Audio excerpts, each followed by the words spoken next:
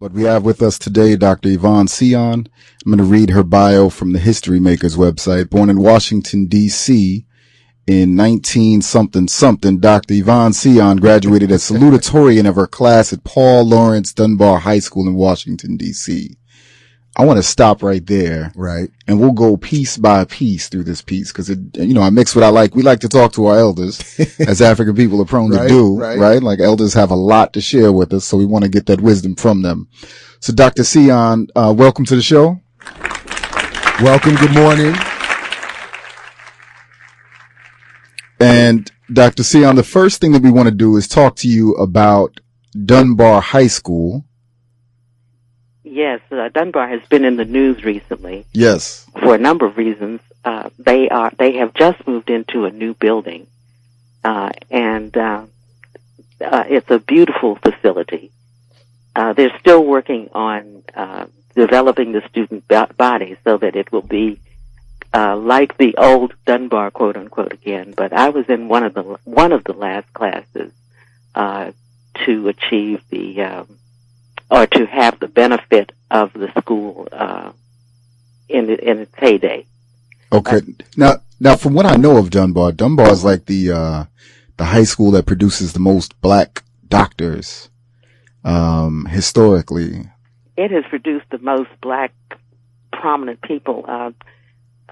Senator Brooke, who just passed a couple of days ago, the first African American senator for many years of post Reconstruction. He just passed and was memorialized on the 10th of this month, which is just a couple of days ago. And he was a Dunbar graduate. But in addition to that, there were many people with doctorates and people who, because they didn't have opportunities in this country, went overseas and did marvelous things as well. And what was that like? I'm assuming Dunbar was an all-black high school. What was that like when you were there? Yes, it was an all-black high school. We were disciplined our teachers. We had some of the strongest professors because at that time, as you know, since African Americans couldn't get jobs elsewhere, they came back and taught very often. So we had PhDs as teaching us math and history and sciences, biology, and we thrived in that. They insisted on excellence, and we thrived. And you were a salutatorian of your class, which is... The interesting thing is, I was not just I was salutatorian, but there were 5 valedictorians that year. Okay. So it was a strong class. And when you were graduating from high school, what did you imagine that your career would be? Because as we start to get into your career, I want to see how this unfolds from that all-black high school where you were steeped in blackness and excellence. Right, and because we're still dealing with the introduction. We're still doing the introduction here, piece by piece, right? Yeah. So as this rolls out slowly, right, yeah. Okay. When I was growing up, the one thing that I knew was that I was going to go to college. That was the only thing that I knew for sure at that point. I think I had a sense that I wanted to be a lawyer, and so I went into college anticipating that I'd be a pre-law student. I never did go to law school. Okay, so then we have that you went to Allegheny College and graduated with honors in 1959. That's correct. And then attended the American University as a Woodrow Wilson Fellow, and in 1960 earned your MA in political science. Yes, that's correct. Okay, so now we're getting to the part here. So you get a master's in political science, and what were you hoping to do with that? Because that starts to take you into the world of Africa. Mm. Well, one of the things about attending a pretty much all-white college, there were some blacks there, and some of them were from Washington, D.C., as a matter of fact. A couple of my classmates had been in high school at the same time that I was in D.C. But one of the things about that was that I realized at the first career day that I attended that there was nothing that the school was going to be able to do for me in terms of my career. But that meant that I just did not know what I was going to be doing. I knew that I was interested in Africa and had this vision that I wanted one day to go to Africa. But I didn't really have any idea that it would happen like it did. I had gotten swept up in the winds of change, you might say. That was the period in which many African nations were moving toward independence.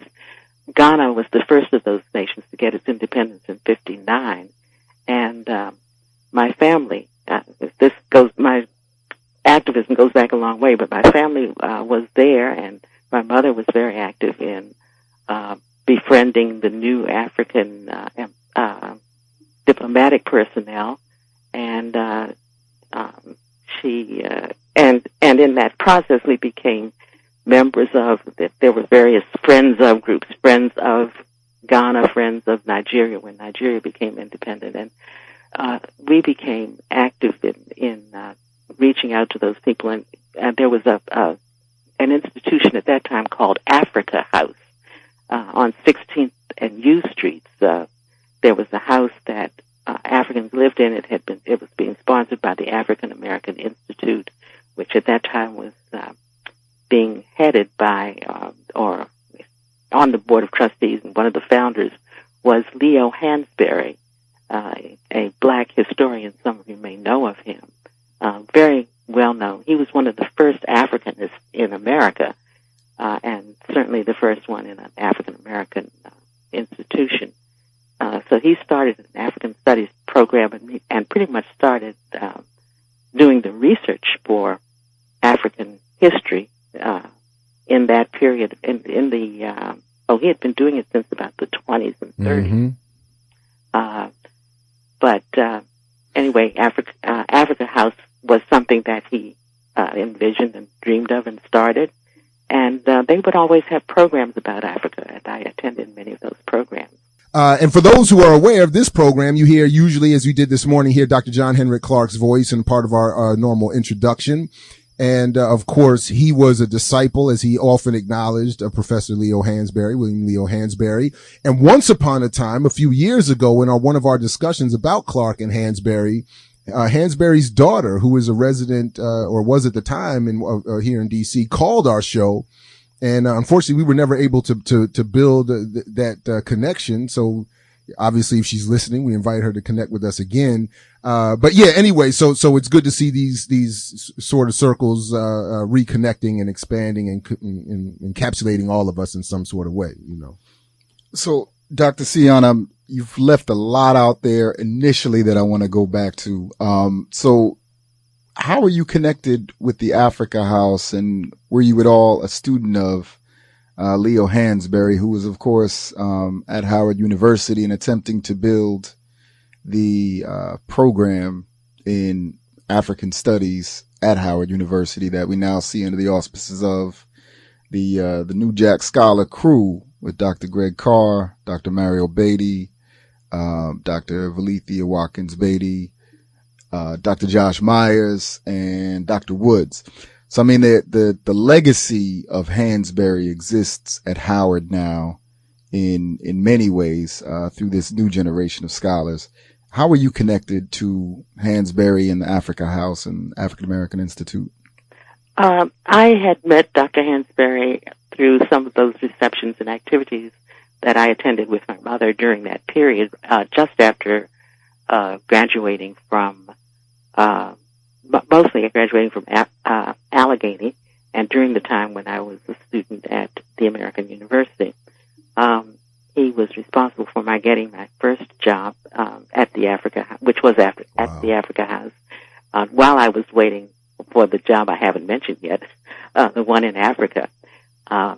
I had been invited to go to Africa, but by that time, but had not been able to go because of the unrest there, because of all that was going on there. And Dr. Hansberry helped me get the job suggested that I apply to Africa House.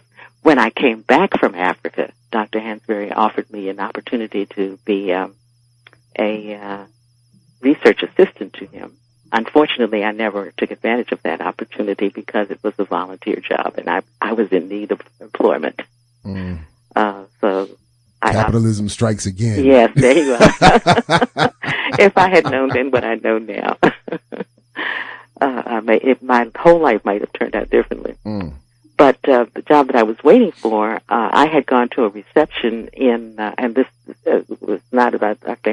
Hansberry, but since I was interested in Africa and so forth, all my friends would let me know what was going on, and my mother as well. My mother had been invited to go to a reception for Patrice Lumumba when he came to the States in June, around June, the end of June of 1960, just after they had gotten their independence.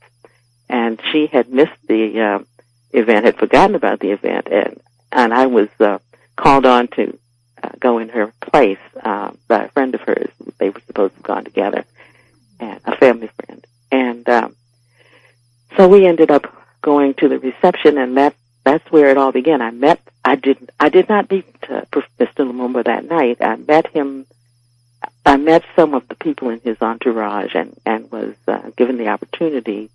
We started talking about the Congo, and somebody said, well, you know, Mr. Lumumba, he had left the party by that time, but you can meet him tomorrow at the Blair House.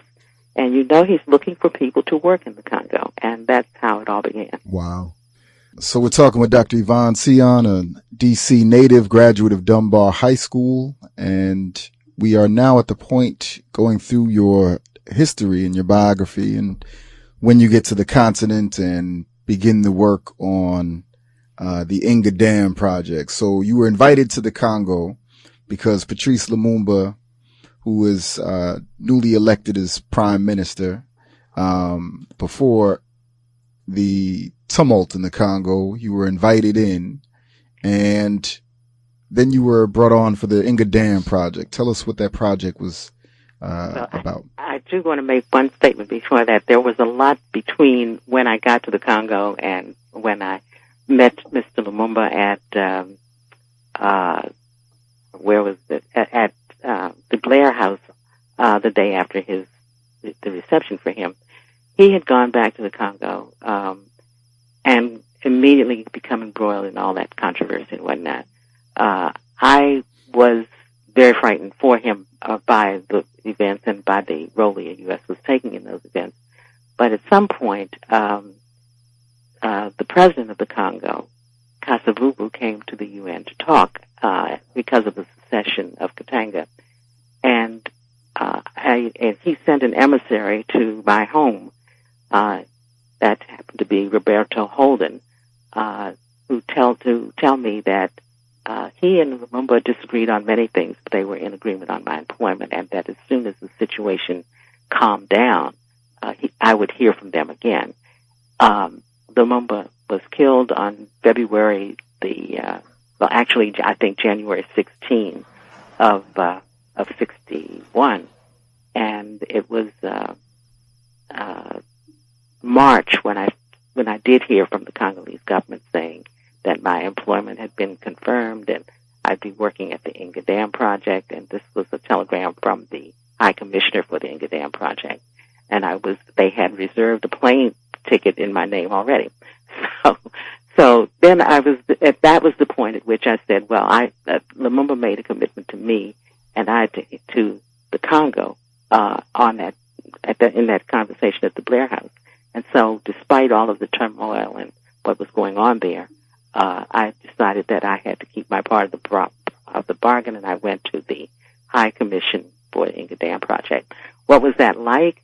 I had no idea. I was a liberal arts major, and I had no idea that I'd be doing something in such a technical field.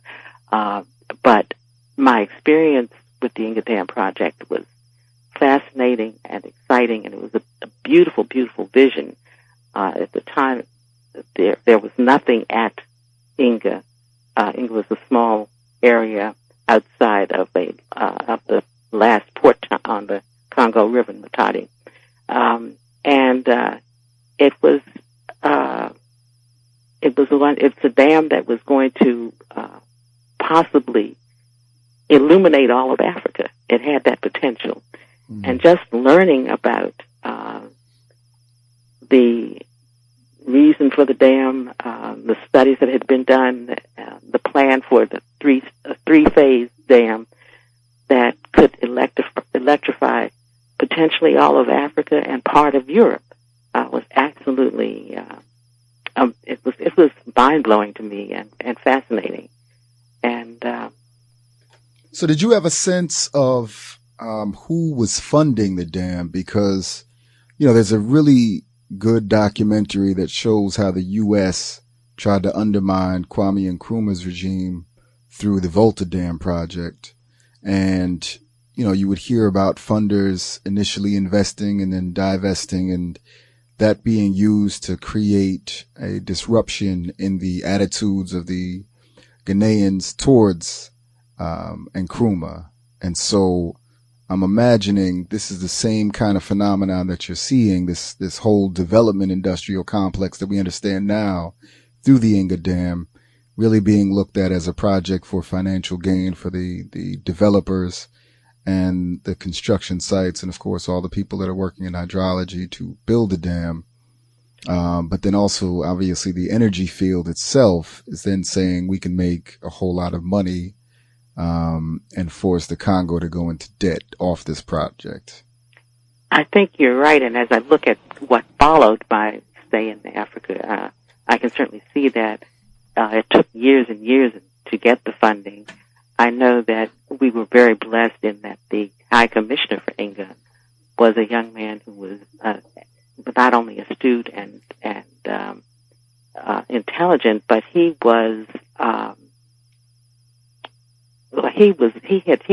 educated himself on the dam, on the hydrology, on the technical portions of what building that dam would be about, how it would happen.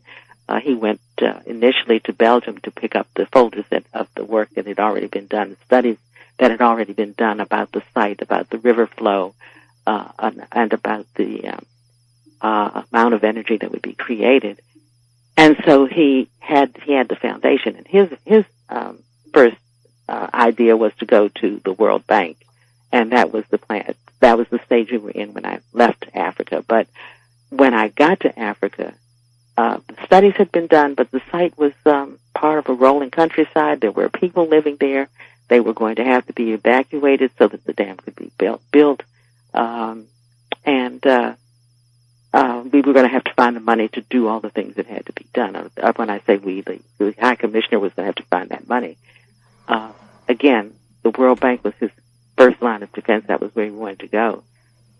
It took many, many years. The dam was not built. The first stage of the dam, it's a 3-stage dam, did not happen for the next 10 years. And part of it was because they were looking for the funding during that period.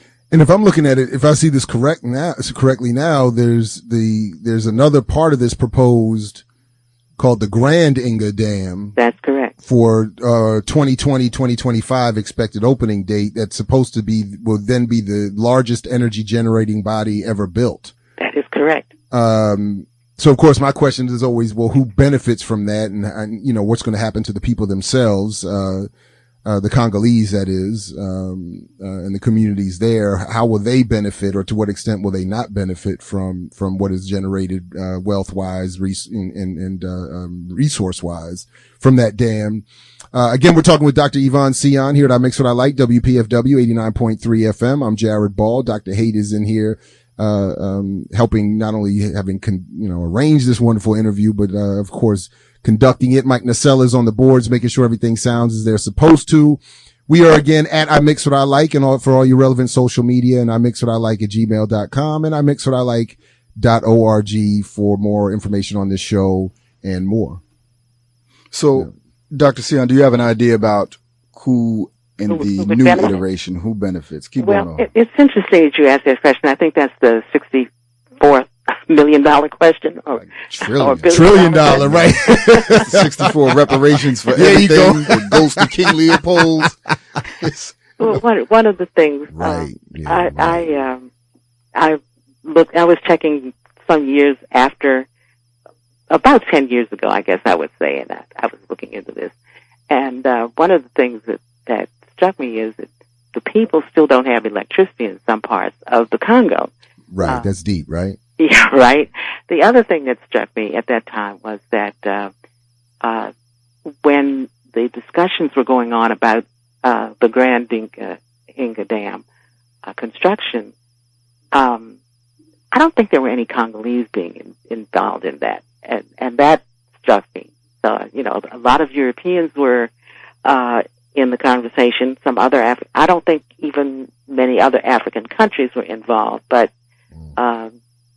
that's the challenge. That's the kind of challenge that's been going on forever. Well, I mean, you mentioned that they had to go to Belgium to get the paperwork. Well, yes, and of course, Belgium is a former colonizer.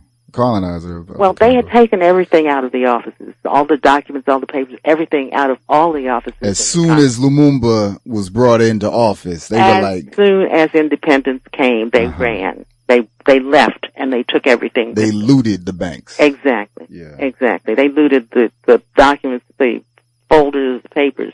And so that was why we had to go to Belgium. And also a lot of the infrastructure too, right? I mean, this was part of that whole, we're leaving, we're taking even the light bulbs with us type thing, right? I mean, it was a serious evacuation. It was we're leaving and taking everything we think might help you. They destabilized technology that was left behind, destroyed, transportation. They were making sure that when we leave, that we're going to leave it a crippled a nation as possible. Well, that was true in Guinea. It wasn't quite that bad in the Congo. Okay. And I think because they were expecting the Congolese or the Belgians to be invited back. Right. And to some extent that was true. Many of them went and came back when things were calmer. Some of them never left. Also to come back to get rid of Lumumba. I mean, that was part of it. getting rid of Lumumba, they didn't have to go anywhere to do that.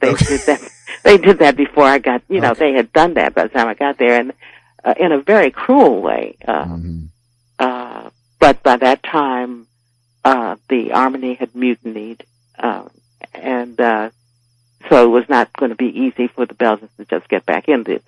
One of the things that was a big point during that time was we're not going to have Belgian troops in here, and that was one of the reasons that Katanga, one of the things that was behind the Katanga secession, the richest part of the Congo, Katanga, and part of another province were seceding because they were being encouraged by the Belgian government and the Belgian army, and helped by the Belgian army. That was what ended Lumumba's life.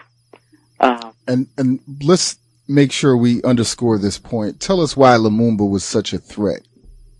On a global scale for Africa, for Africa's enemies.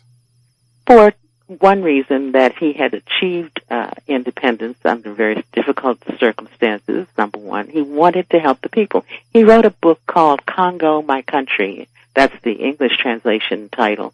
In that book, he outlined his dream that the government and the funds, the resources of the country would be used to benefit the people of the country. What was wrong with him? What was he thinking? Well, we're still trying to pursue that dream. You ask who will benefit from the last stage of the Inga Dam. I understand that South Africa recently made a contract to use some of the energy being produced by the dam. So. Again, folks, that's Dr. Yvonne Seon. I'm Jared Ball, Dr. Haight, Mike Nacella, all here. This is I Mix What I Like, WPFW 89.3 FM.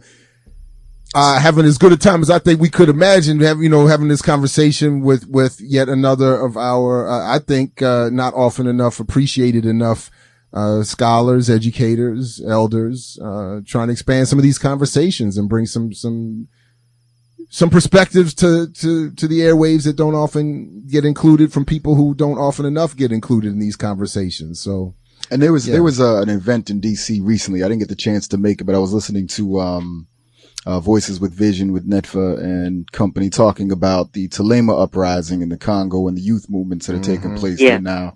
Are you familiar with those as well? I've been hearing about them as well. Okay.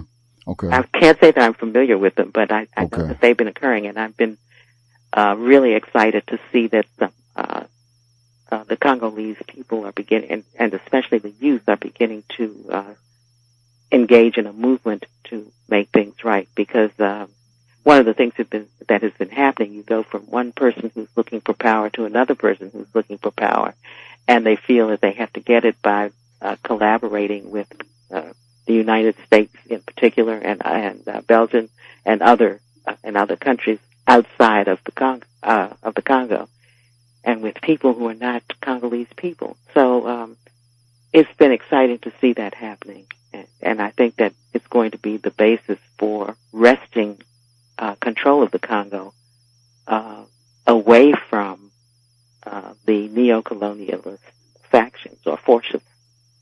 And then again, Dr. Kito Swan was in contact with the Banyamulenge, who are a group of Tutsi that are, experiencing genocide. I think they gave the numbers of about 5.4 million people have been killed in the Congo and Rwanda of their group since the 1990s.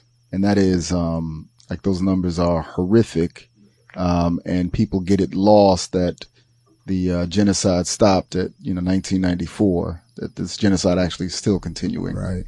So, and the part of it that's in the Congo is the worst part. And in addition to that, the phenomenon of rape of women, civilian women and children, really young children as well, in eastern Congo is part of that story. Well, obviously, we could spend several shows talking about just the genocidal warfare against African people and the many different ways that it's taking place. So we'll have you back on to discuss some of those things when we bring our sister Chioma Oru to talk about the rape and her work in the Congo. And we were just given word that for more information on that, people are invited to go to friendsofthecongo.org. For more on these issues and what folks are trying to do to absolutely address them. Absolutely. Yeah, big up to Moiza for that information. Yeah, absolutely. Thank you. The African Film Fest is going on now until March 19th in the AFI in Silver Spring. So check out there. Check out afi.com/silver for more information there. But of course, you can go to Moiza Mutali's organization and check more information out there. Moiza, give us some more information and we'll tell everybody by the end of the show. But you also fluent in Lingala. Not fluent, but I did learn to speak it while I was there. That was the primary language. French was the official language. English was not used at all, but I had to learn Lingala to talk with the people in my office and others. Okay. And, to communicate outside of official speak. You gotta appreciate how serious the colonial structures are when they're like, despite the fact that nobody in here speaks French, we're just gonna make it the official language and you'll learn it. And so that was going on. Yeah, absolutely. So your next piece, let's get to some of your work with UNESCO. Right, because we're still doing the bio. Seriously. Oh, wow. We're still working through the 60s here. So what's the next, after you left the Inga Dam project, what was the next project that you were working on? We have you also attending a UNESCO conference in Paris. Yes. When I came back home, things had been very challenging in the Congo. There was a war going on, so to speak, and a lot of tension. I had met a lot of people and knew a lot of people. I was able to function in my job very well, but coming home, but I was at the stage where I said, no, I cannot do this much longer. There was a lot of what we call over againstness in the spiritual world, with all of the gold, diamonds, coltan, etc. There was just too much opposition to Congolese governing themselves, and too much warfare in terms of the secession of the Congo and other people in the Congo that had wealth as well. When I say other people, other parts of the Congo where there was wealth besides Kinshasa, and there was still a lot of conflict going on. So I left in the 60s and tried to find a job, and that was almost impossible coming home. It was very, very difficult. But I finally did get work. My family had friends in high places, and one of the people that was a friend of mine was the Mr. Republican, the African American Republican, Val Washington, and Val made sure that I got introduced to the Minority Affairs Department of the State Department, and I did go to work at State, working in the Office of International Conferences. That was my next assignment, and it was through that assignment that I went to Paris. The 14th General Assembly of UNESCO, because my job in the State Department was helping to put together the conferences, and there were usually somebody from our office on the large conferences went along to make sure that the administrative affairs were taken care of. So I was assigned the first African American woman, and the second woman, first African American, to lead, to serve as Secretary of Delegation to a United States delegation. That was the 14th General Assembly of UNESCO, and it was in Paris, France. Lovely assignment to have. Now, were you around with UNESCO when they were doing the peopling of ancient Africa, and that's the famous Jop Obenga conference where they smashed the Europhiles who try to say that Africa's ancient civilizations were actually developed by white people? That is something that they would say, yes, but no, I was not part of that. Every 2 years, the UNESCO had a General Assembly, which was this kind of a grand meeting. It was always held in Paris. We worked at that time, the NATO staff would assist the embassy with, taking care of the UNESCO, conference. This was a meeting of, people from around the world. I think we had about 35 people on our delegation. So it was a very large meeting, with sessions all over Paris. We were there during a strike, and one of the challenges for me as the Secretary of Delegation was to arrange for transportation for our delegates from one part of town to another, during a Metro Rail strike. And if you can imagine, that was, as you might imagine, that was really something. The traffic was awful, but we did it. And let's get to the first African Festival of the Arts in Dakar, Senegal. Oh, in '66, I was still working at State when that occurred, and I was able to get leave so that I could spend, I think it was 2 weeks in Dakar for the first festival. That was a marvelous experience because there were artists and all kinds of dance, theater, music, everything from all over the African world, including the United States, the West Indies, Europe, and all the various African countries. That was a marvelous experience. It was the first time that such a gathering had ever taken place, and I thoroughly enjoyed every moment of it. I saw Aimé Césaire, the French playwright, produced King Christopher about Haiti, his play about Haiti, at the festival. Haile Selassie was there to watch it, and he had some African dancers there that same night. One of the things that shocked me, when the dancers came on, they were doing something that we did called the boogaloo at the time, but that dance turned out to be 3,000 years old. Cultural memory, somebody once called it, I believe. Dr. Seon, were you saying that the State Department sponsored that festival? No. Oh, okay. You were just working there. Okay. That had happened. Mm-hmm. But this is under Senghor. It was under Senghor, who I think he had been a poet before he was president of his country, and he was always a patron of the arts. I later spent some time in Senegal while he was still there, working on my doctorate degree in African and African American studies. He was quite a patron of the arts.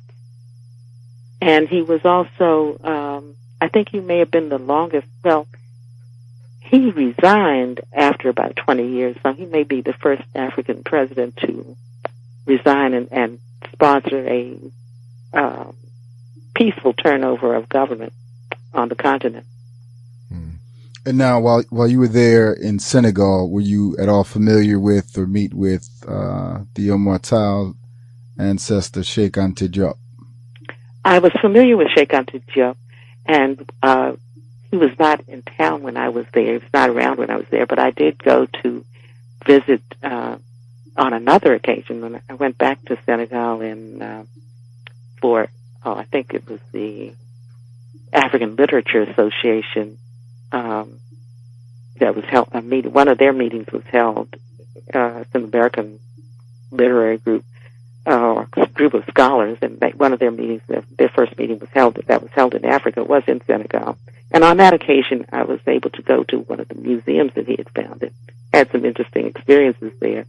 I saw a mask that started talking to me, and I said, "Oh my goodness, this must be a mask that's from my ancestral area." But it was a very, I guess I was spiritually possessed by the ancestral spirits that were in that mask. It was a very spiritual experience, and I was impressed. But when I went through that museum, I was really impressed by the work that Cheikh Anta Diop had done and was doing. You know, unfortunately, we're about out of time, so I'm going to ask to put you, I'm going to put you on the spot and ask that you commit on air to come back for part 2 pretty soon, because we have not even gotten out of the 60s in terms of your biography, and clearly have so much more to get into with you. So I'm just publicly inviting you on the air, on the spot to work with us to commit at least another hour in this space, maybe somewhere else. We need to finish this conversation. And I'm certainly grateful to you for, having this much of it with us this morning. Well, I thank you for inviting me. I've enjoyed the experience, and being able to share that, as long ago as it was, but being able to share is an important part of it. And I think it's part of why I'm here on this planet at this stage in my life. So I'd be honored. Okay. Well, you all heard that here. You heard it here first, and I Mix What I Like. Dr. Seon will be back for a part 2 before too long. We'll see how soon. We're gonna make this. And I think there are several other parts that we got to get to, because, a lot of your experiences in the African world suggest that African people within the U.S. are connected with African people in the continent. That's right. Yeah. And recognize the importance of the liberation of Africa as a continent, and liberation of African people, the resources, free the land, free the people. So going out now, we got about a minute left. Where should we turn to, for this next part, so we can get a teaser for part 2? You have the bio. You tell me what's of interest. Well, I think your work in African American studies and your pioneering directions in becoming one of the first doctorates in African American studies is critical, and then how you see that play out in life and your work. Right. Yeah, that's a very challenging and interesting question, because you talk about African Americans. We still don't know very much of our history. We still don't understand who we are as African people, and we're not always proud of who we are as African people. We should be. I think all that has happened since Lumumba's death helps to make that the reality, that we are still ashamed of ourselves because we hear nothing but war and decimation. But it's my hope is that I will live to see the beginning of a change. And I think when you talk about the movement in the Congo of the young students, that is a hopeful sign for me. And as I meet people from the Congo who happen to be coming here, and from all parts of Africa who are here, I have hope that things will change, and that the people will one day benefit from all the riches and wealth. I think we can help by, I've been talking about conflict-free coltan, which is the ingredient in all of our computer software and cell phones and all that. Yeah, exactly. Absolutely. Exactly. I mix what I like, what I like, what I like, what I like, what I like.